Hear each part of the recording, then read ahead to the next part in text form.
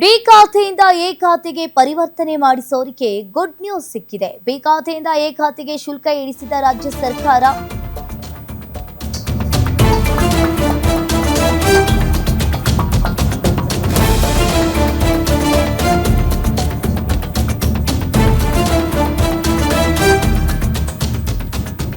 B ಖಾತೆಯಿಂದ A ಖಾತೆಗೆ ಪರಿವರ್ತನೆ ಮಾಡಿಸೋರಿಗೆ ಗುಡ್ ನ್ಯೂಸ್ ಸಿಕ್ಕಿರುವಂತದ್ದು.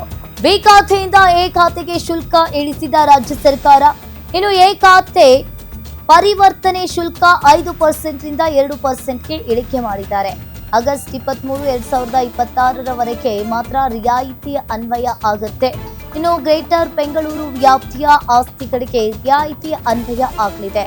ಇನ್ನು ಈಗಾಗಲೇ ಅರ್ಜಿಯನ್ನ ಸಲ್ಲಿಸಿ ಶುಲ್ಕ ಬಾಕಿ ಇರೋರಿಗೆ 2% ದರ ಅನ್ವಯ ಮಾಡಿದ್ದಾರೆ. ಆನ್ಲೈನ್ನಲ್ಲಿ ಪರಿಷ್ಕೃತ ಡಿಮ್ಯಾಂಡ್ ನೋಟಿಸ್ ಅನ್ನ ನೀಡಲು ಕೂಡ ಸೂಚನೆಯನ್ನ ನೀಡಿರುವಂತದ್ದು.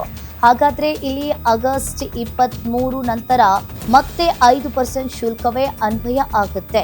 ಸಾರ್ವಜನಿಕರ ಹಿತದೃಷ್ಟಿಯಿಂದ ಸರ್ಕಾರದ ಮಹತ್ವದ ನಿರ್ಧಾರ. ಸುಮಾರು 5 ಲಕ್ಷ ಎ ಖಾತೆ ಅರ್ಜಿದಾರರಿಗೆ ಲಾಭದ ನಿರೀಕ್ಷೆ ಇದೆ ಅಂತ ಹೇಳಲಾಗ್ತಾ ಇದೆ.